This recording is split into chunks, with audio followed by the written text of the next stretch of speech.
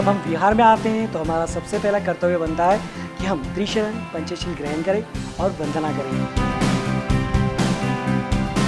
हम सभी बौद्धजन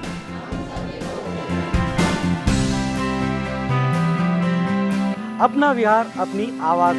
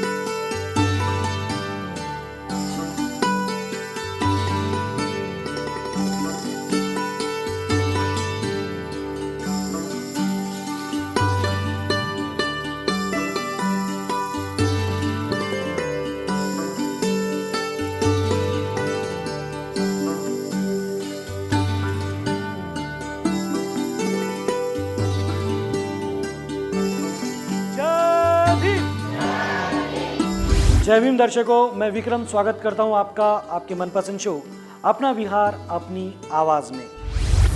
आज हम आपके लिए लेकर आए हैं सम्यक समबुद्ध विहार जो आता है मोतीबाग इस एरिया में और जिसका परिसर है भोसलेवाड़ी। जी हाँ, भोसलेवाड़ी मोतीबाग में ये विहार आता है और इस वक्त मैं इसी विहार में मौजूद हूँ और आप देख सकते हैं कितनी प्यारी प्रतिमा इस वक्त मेरे पीछे आपको नजर आ रही होगी। और भी बहुत कुछ है इस विहार के बारे में जो हम आज आपको इस एपिसोड में दिखाने जा रहे हैं। तो आइए देखते हैं, ये प्रोग्राम शुरू करते हैं।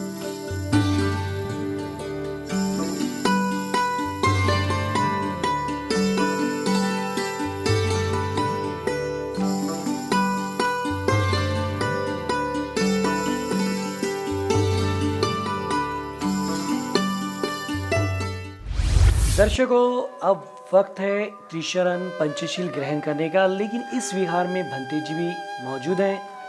तो सबसे पहले हम इनसे याचना करेंगे, उसके बाद वे हमें त्रिशरण पंचशील ग्रहण कराएंगे। तो आइए आप भी हमारे साथ त्रिशरण पंचशील ग्रहण करें, लेकिन उसके पहले भंते जी को याचना करें।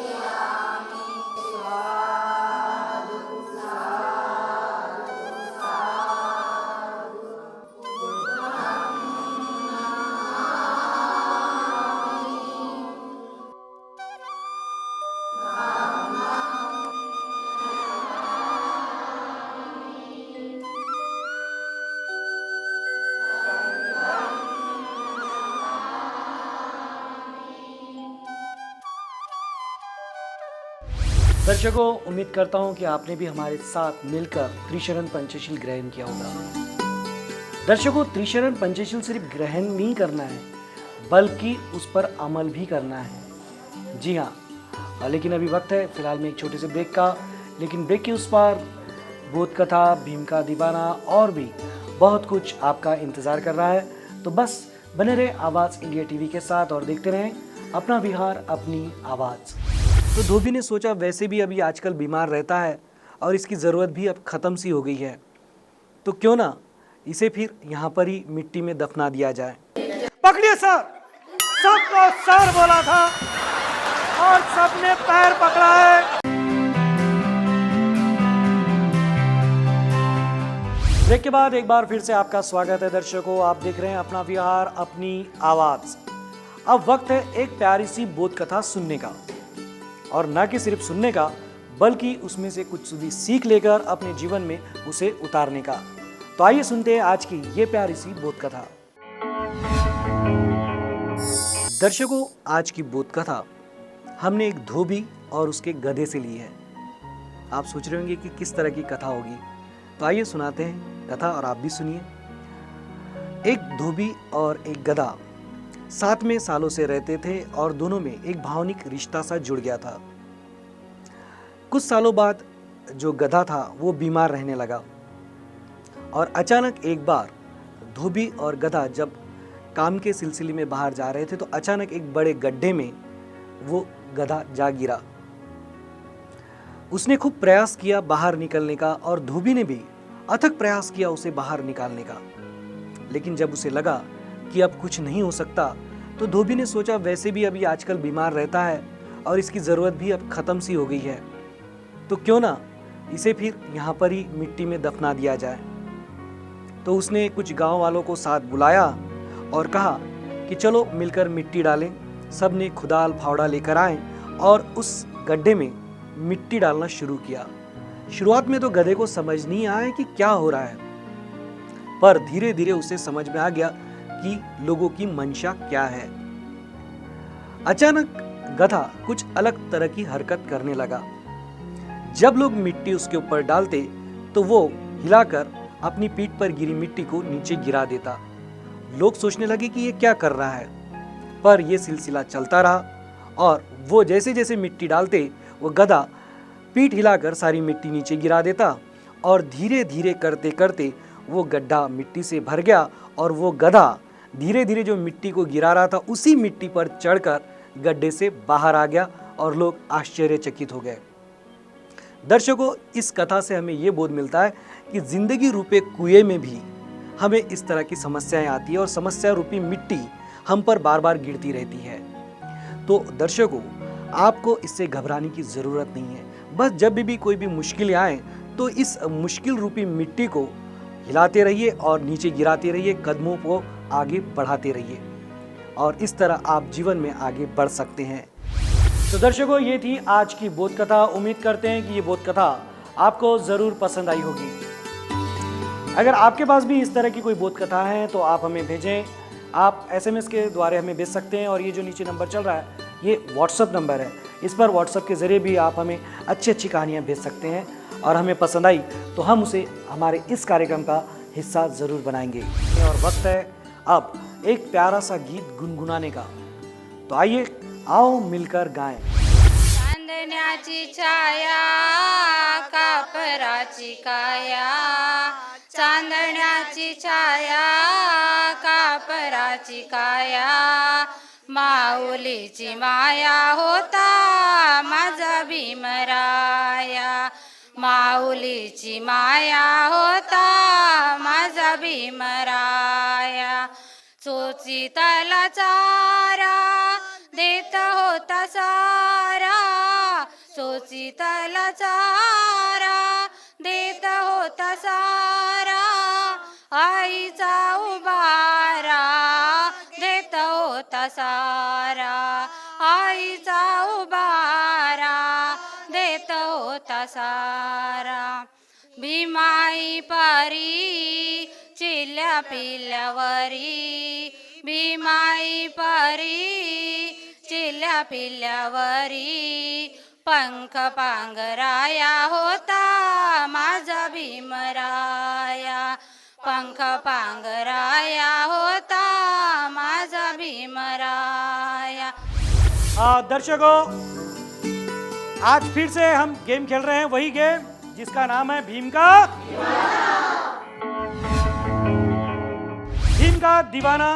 खेलने के लिए सारे उपासक उपासिकाएं इस वक्त मेरे साथ में मौजूद हैं, आप देख सकते हैं। गेम के रूल्स मैं आपको फटाफट बता दूं। हाथ, पैर, नाक, कान, सर, इसमें से मैं किसी एक चीज को इन्हें छूने के लिए कहूंगा और इन्हें छूकर दिखाना है खुद की। लेकिन ट्विस्ट ये है कि इन्हें जय भीम जय भीम जय भीम जय भीम जय भीम कहते रहना है और मैं अचानक से कहूंगा कि भाई हाथ को लगाए, हाथ, नाक पकड़िए, कान पकड़िए और इन्हें वो चीज़ करके दिखाना है। जो सबसे पहले करेगा वो इस गेम का विनर होगा। दर्शकों, एक ट्रायल ले लेते हैं, देखते हैं कि सब नॉर्मल है या नहीं। नाक को हाथ लगाएं, सर को ओके नीचे कर लें। दर्शकों, आप देख सकते हैं सभी नॉर्मल है, मैंने जैसे ही कहा इन्होंने कर दिखाया है। अब देखना ये है कि गेम शुरू होने के बाद क्या ये कर पाते हैं क्या। तो आइए आप भी देखें और हम भी देखते हैं। आपका समय शुरू होता है अब।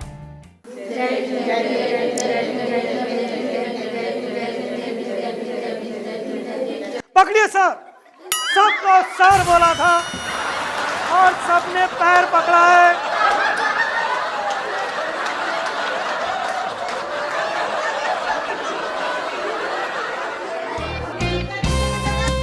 दर्शकों, जैसे कि हमेशा होता आया है, आज भी वैसे ही हुआ है। जब हम जय भीम कहते हैं तो हम इतना खो जाते हैं कि हमारी सुध-बुध हम भूल जाते हैं और हमें याद ही नहीं रहता कि हमारे हाथ कहाँ हैं, पैर कहाँ हैं और सर कहाँ है।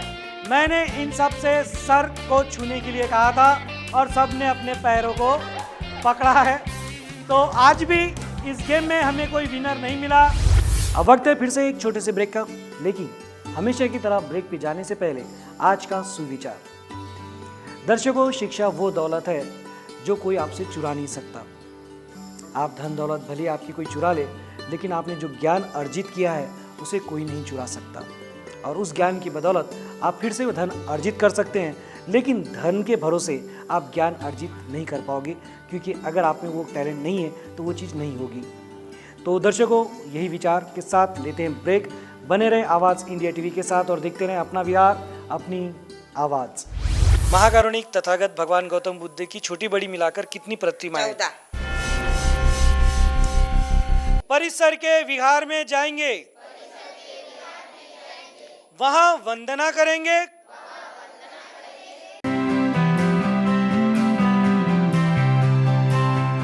ब्रेक के बाद एक बार फिर से आपका स्वागत है अपना विहार अपनी आवाज। अब वक्त हो चला है सवाल और जवाब का।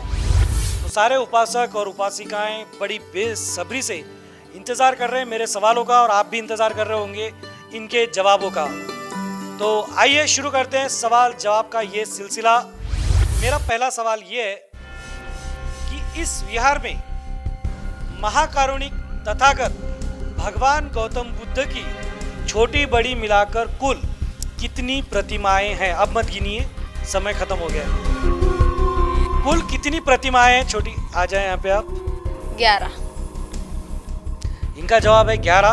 बड़े कॉन्फिडेंस से इन्होंने जवाब दिया है, जो कि बिल्कुल ही गलत जवाब है। आप रुकिए, बोले। केशर लालाजी पाटिल। ये आपका नाम है? हाँ।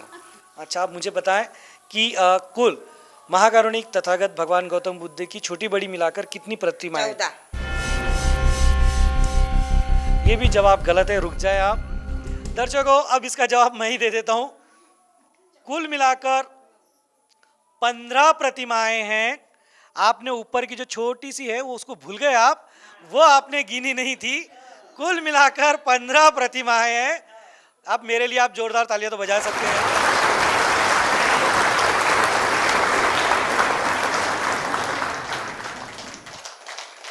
दर्शकों, इन लोगों ने जो कार्यक्रम है हमारा अपना विहार अपनी आवाज़, कुछ ज़्यादा ही गौर से देख रखा है। बहुत लोगों ने पूरी कोशिश की है, लेकिन हम भी थोड़े से समझदार हैं। हमने भी उन्हें बता दिया कि कितना भी कर लो, लेकिन हम सवाल ऐसे ही करेंगे जो आप आसानी से जवाब नहीं दे पाओगे। अब मेरा अगला सवाल ये है कि यहाँ पर महाकारुणिक तथागत भगवान गौतम बुद्ध की जो ये बड़ी वाली प्रतिमा है, मेन प्रतिमा है, ये किस दिन, किस महीने और कौन से साल में स्थापित की गई थी? कौन बता सकता है? आ जाए आप यहाँ पे। जय भीम। अपना परिचय दें। मेरा नाम अरुणा विनोद मेश्राम। बताएं। 31/8/2012। 31/8/2012 जो कि इन्होंने कहा है, लेकिन मैं बता दूं दर्शकों को कि इन्होंने जो जवाब कहा है वो जवाब बिल्कुल ही गलत नहीं है। सही जवाब है, जोरदार ताली।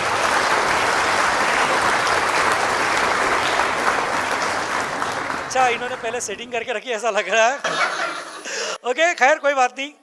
मेरा अंतिम सवाल ये है, विश्व रत्न बोधिसत्व परम पूज्य डॉक्टर बाबा साहब अंबेडकर, इनकी जो पीछे प्रतिमा खड़ी है वो किस दिन, किस महीने और कौन से साल में स्थापित की गई थी? कोई नया नाम, कोई आप आ जाएं, अपना परिचय दें। मनीषा घोड़ेसवार। बताएं। 14 अप्रैल 2013। 14 अप्रैल 2013 सही जवाब है, जोरदार तालियां इनके लिए। दर्शकों, यहाँ पर हमें लगभग ऐसा लग रहा है कि सारे जवाब हमें मिल चुके हैं, क्योंकि इन्होंने बहुत पहले से तैयारी कर रखी थी कि सर क्या पूछने वाले हैं, लेकिन फिर भी हम एक सवाल पे इन पे भारी गिरी ही है। खैर कोई बात नहीं।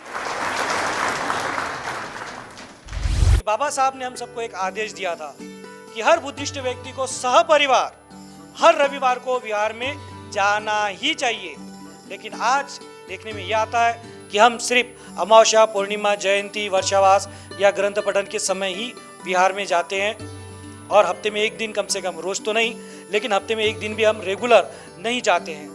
इसीलिए हम शपथ ले रहे हैं कि हाँ, हम हर रविवार को विहार में जरूर जाएंगे और बाबा साहब के आदेश का पालन जरूर करेंगे। तो आप सबसे भी विनती है कि आप भी हमारे साथ मिलकर ये शपथ लें। हम बोधिसत्व डॉक्टर बाबा साहब अंबेडकर के अनुयायी, हम सभी बौद्धजन मिलकर ये शपथ लेते हैं, हम सहपरिवार हर रविवार और छुट्टी के दिन परिसर के विहार में जाएंगे, वहां वंदना करेंगे, यथाशक्ति धम्मदान करेंगे और साथ ही एक दूसरे के सुख दुख में शामिल होंगे। आवाज इंडिया टीवी के माध्यम से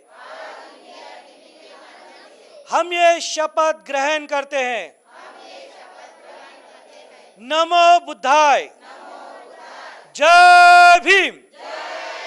दर्शकों, उम्मीद करता हूं कि आपने भी हमारे साथ मिलकर न सिर्फ ये शपथ ली होगी, बल्कि आप इस शपथ का पालन भी जरूर करेंगे। दर्शकों, आवाज इंडिया टीवी अब किसी के परिचय का मोहताज नहीं है।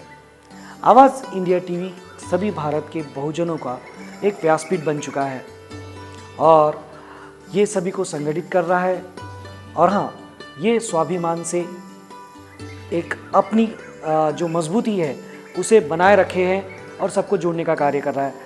आवाज इंडिया टीवी इतना कुछ कर रहा है तो क्या आपकी कोई जिम्मेदारी नहीं बनती कि आप भी आवाज इंडिया टीवी के लिए कुछ करें?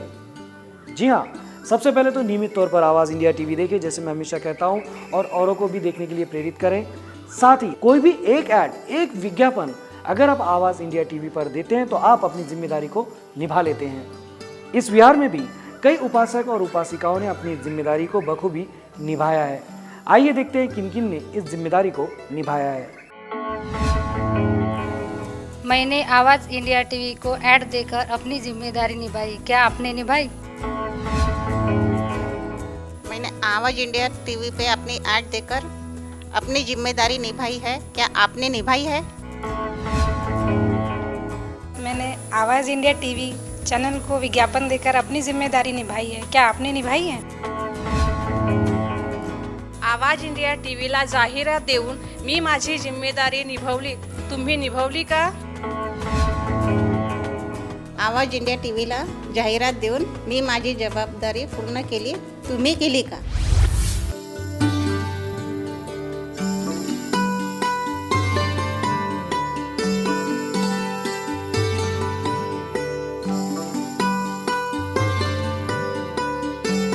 तो दर्शकों, ये था मोतीबाग भोसलेवाड़ी का सम्यक संबुद्ध विहार जो आज हमने आपको दिखाया। उम्मीद करते हैं कि हमेशा की तरह ये विहार भी आपको जरूर पसंद आया होगा और खास आपके लिए अब जितने भी विहार आप देख रहे हैं, और अगर आपने कोई विहार देखना मिस कर दिया है तो निराश ना होएं। सारे के सारे विहार आप आवाज़ इंडिया टीवी के यूट्यूब पर जो साइट है वहाँ पर अपना विहार अपनी आवाज़ टाइप करें और आपका मनपसंद विहार आपको वहाँ पर देखने के लिए मिल सकता है। और अगर आपके पास भी कोई अच्छी सी बोध कथा है या अच्छे सुझाव हैं तो वो भी आप हमें इस व्हाट्सएप नंबर पर भेजें। साथ ही अगर आप भी चाहते हैं कि आपका विहार भी हम दुनिया तक पहुंचाए तो उसके लिए भी यही नंबर आपके काम में आएगा। तो आज के लिए मुझे दीजिए इजाज़त। मैं विक्रम आपसे लेता हूं विदा। मिलेंगे नई जगह नए विहार में। तब तक आप बने रहे आवाज़ इंडिया टीवी के साथ और देखते रहें अपना विहार अपनी आवाज़।